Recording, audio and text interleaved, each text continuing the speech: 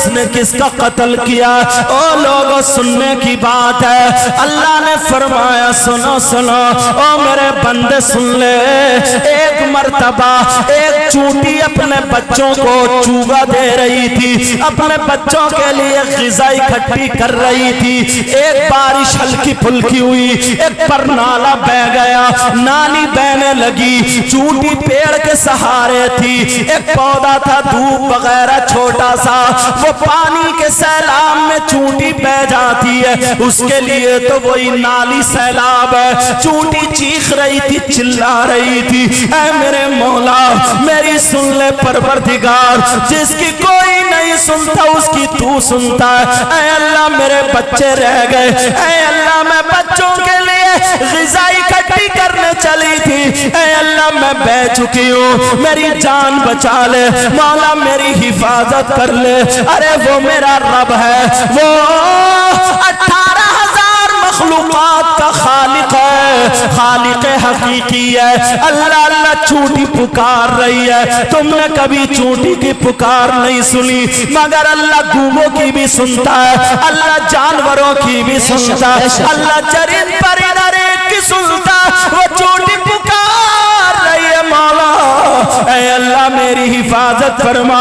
اللہ نے اسے طاقت دی، چونٹی ہاتھ پاؤں مار کے وہ سیلاب سے کنارے پر آ گئی، اور یہ شخص اپنے دروازے پہ بیٹھا تھا، اس نے چونٹی کو دیکھا، ایک تنکا اٹھایا اور چونٹی سے کھیلنے لگا، تنکا اٹھا کر کے چونٹی کو سیلاب میں ڈھکیل دیتا ہے۔ اب وہ چونٹی پکار رہی ہے، اے اللہ مجھے ظالم سے بچا لے، اے اللہ میری حفاظت فرما، اے اللہ مجھے اس سے بچا لے۔ میں نے چونٹی کو پھر طاقت دی، چونٹی نے ہاتھ پاؤں مارے، پھر کنار پہ آ گئی، یہ اس نے تنکا لیا، چونٹی کو پھر ڈھکیل دیا، چونٹی آتی گئی، یہ ڈھکیلتا گیا، کھیلتا رہا، چونٹی چیختی رہی، چلاتی رہی، مگر اس نے نہیں سنا۔ او میرے بندے سن لے، میں تیرا بھی رب ہوں، چونٹی کا بھی رب ہوں، تیرا بھی خالق ہوں، چونٹی کا بھی خالق ہوں۔ وہ کہنے لگا او میرے بندے سن لے، وہ چونٹی چیخ چیخ کے پکار، مگر اس نے نہ سنی، چونٹی کو ڈھکیل دیا۔ آخر میں اس ظالم نے کیا کیا، چونٹی کے اوپر وہ پودا تن کر رکھے، اس نے کیچڑ میں دبا دیا، مٹی میں دبا دیا، چونٹی چیخ چیخ کے مر جاتی ہے، جان دے دیتی ہے۔ اس نے بول قتل کیا یا نہیں کیا، اس نے جان لی ہے یا نہیں لی ہے؟ اللہ نے فرمایا او میرے بندے میں انصاف کرنے والا ہوں، ارے کان کھول کے سن لے، آج جو اسے پھانسی پہ لٹکایا جا رہا، آج جو پھانسی پہ چڑھایا جا رہا، یہ اسی چونٹی کا بدلہ ہے۔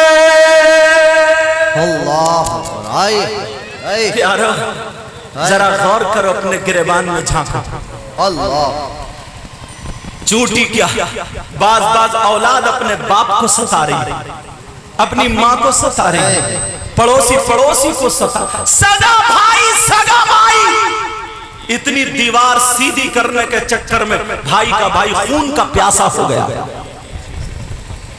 میڈے ان بزرگوں سے پوچھو، بزرگوں سے پہلے کھیتوں میں بڑے بڑے چکروٹ تھے، بیل گاڑی نکل جاتی، مگر دل کی تنگی دیکھو، آدھا اس نے کاٹ لیا، آدھا اس نے، چھوٹی چھوٹی میڈے رہ گئی، اتنی بڑی میڈ چھوڑی ہے، صبح کو اگر جاتا تو اب بھی پھاوڑا ٹیڑا ہی مار رہا، ٹیڑا، ارے کہاں لے کر کے جاؤ گے؟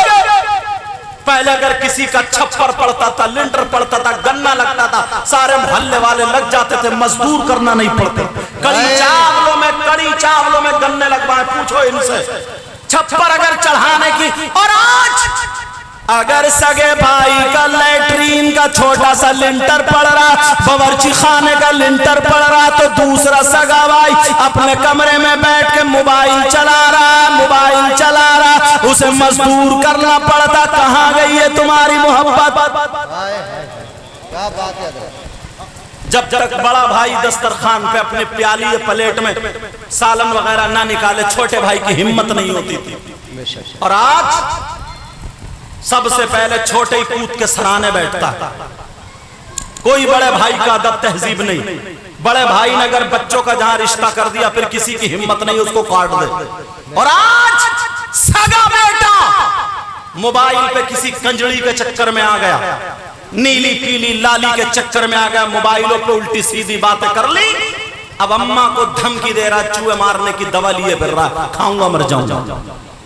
اماں کہہ رہی ہے بیٹا رشتہ اچھا نہیں ہے, زہر کی پڑیاں لیے گھوم رہا.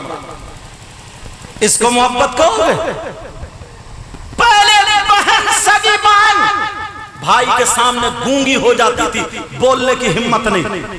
اگر غلطی سے ماں باپ نے لڑکا دیکھا ہاتھ پاؤں کا اچھا تھا, لیکن اندرونی کس کو کیا پتا, بی بی کے لائق نہیں تھا. اگر اس میری بہن کی شادی ہو گئی, اس نے پوری زندگی اسی کے گھر میں کاٹ دی ہے, مگر شوہر پہ داغ لگنے نہیں دیا, ماں باپ کی عزت پہ آنچ آنے نہیں دی. بچے نہیں ہو رہے کیونکہ وہ بی بی کے لائق نہیں تھا, مگر پھر بھی اس نے پول نہیں کھولی. اور آج کیا ہے, کئی بچوں کی اماں ہو گئی ہے مگر آج بھی دوسروں سے موبائل پہ باتیں چل رہی ہیں. کئی بچوں کی ماں ہو گئی جو میکے والے کہتے ہیں وہی کر رہی ہے. کیا ہوا؟ پہلے بہن بھائی کے سامنے ہمت نہیں تھی بول جائے, اور آج شادی یا بیاہ کوئی پروگرام دیکھ لو, وہ چٹلے کھڑے ہو جائیں گے, وہ جوڑے کھڑے ہو جائیں گے, یہاں گلے میں دوپٹے نہیں, وہ بڑے بڑے الٹے سیدھے کپڑے پہن کے باپ کے سامنے سینہ نکالے کھڑی ہے, ماں کے سامنے کھڑی ہے, چچا کے سامنے, تاؤ کے سامنے, بھائی کے سامنے, سب کے سامنے کھڑی ہے. شرم و حیا غیرت بالکل ختم ہو جائے. یاد کرو اللہ فرماتا یا ایھا الذین آمنوا قوا انفسکم واہلیکم نارا, اے ایمان والو اپنے آپ کو اور اپنے گھر والوں کو جہنم کی آگ سے بچاؤ. بے شک بے شک. کہاں چلی گئی ہے محبت؟ کبھی رات میں موقع ملا تو اصلاحی بیان ہوگا, تقریر ہوگی. آج دل خوش ہو گیا ان دونوں مفتیان کرام نے بیان کیا. میں بھی موت کا موضوع لے کر کے بیٹھا تھا مگر ان کے بیان نے مجھے بھی چینج کر دیا, اس لیے اصلاحی کچھ باتیں بولو. معاف کرنا اگر کسی کو کچھ برا لگا ہو, تم میرے دشمن نہیں ہو, اسلامی رشتے کے بھائی ہو. پیارو ہمیں سنبھلنا پڑے گا. یہ جو چھوٹے چھوٹے ناکارہ بچے, لفنگے, کچھ لڑکے لفنگے محلوں میں کتے بھونکاتے پھر رہے, کتے. ماں سے لڑ گیا, اماں سے لڑ گیا, ابا سے لڑ گیا, بس موبائل لیا, ہلو محلے میں کرتا پھر رہا. اسے کوئی پتہ نہیں ہے. انہیں کام پہ لگاؤ, کام پہ. سمجھ میں آ رہی ہے بات؟ انہیں کام پہ لگاؤ. جو اسکول پڑھنے کے لائق ہے, مدرسہ پڑھنے کے لائق, پڑھنے کے لیے بھیجو, اور کام کے لائق ہے تو کام سکھو. خالی مت نٹھلا مت گھماؤ انہیں, ورنہ کیا کرے گا؟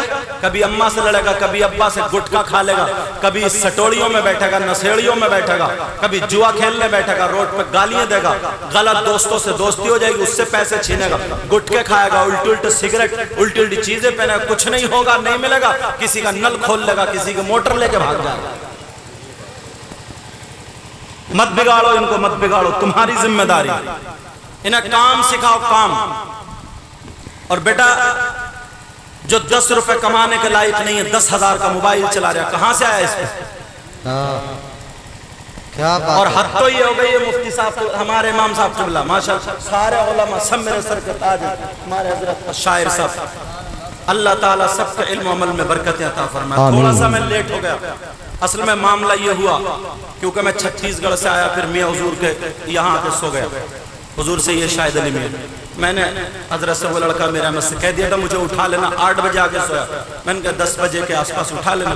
یہ بیچارے 9 بجے سے ہی گیٹ پہ. اب فیضان میاں صاحب وہ بھی مدرسے میں, سب لوگ مدرسے میں, کوئی تھا ہی نہیں, بس میں تھا اور بہن تھی ہماری گھر میں, اور کوئی نہیں تھا, تو گیٹ پر میں سو رہا تھا, تو اس وجہ سے تھوڑا لیٹ ہو گیا. انشاءاللہ زندگی رہی تو ملاقات ہوگی. اتنا سن لینا نوجوانوں, تمہیں یہ وقت بار بار نہیں ہے. ارے یار یہ کوئی زندگی ہے, نٹھل لے, اس تیری میری بہن سے بات کر لے, اس سے بات کر لے, موبائل میں زندگی نہیں. اچھا کھاؤ, اچھا پہنو, اچھا کماؤ. تمہارے پاس گاڑی ہونی چاہیے, گھر اچھا ہونا چاہیے. کب ہوگا؟ جب تم کماؤ. بے شک تجارت کرنا کوئی عیب نہیں ہے، کمانا کوئی عیب نہیں ہے، کام سیکھنا کوئی عیب نہیں، خون پسینے کی کمائی. لڑکے ہم نے ایسے دیکھیں، بال کاٹتا تھا ایک لڑکا آیا راجپور کا، کہا سید صاحب حضور دعا کر دینا. میں نے کہا ٹھیک اللہ برکت عطا فرمائے. 2 مہینے نہیں لگے دبئی چلا گیا. آج سے لاک ڈاؤن سے پہلے جب میں دبئی گیا 3 دن کے لیے، اسے پتا چلا وہی سید صاحب آ رہا ہے. آج اس کے پاس 4 سیلون دبئی میں، 4 دکانیں، کئی گاڑی ہیں. اس نے کہہ لیا نہیں سید صاحب میری گاڑی میں 3 دن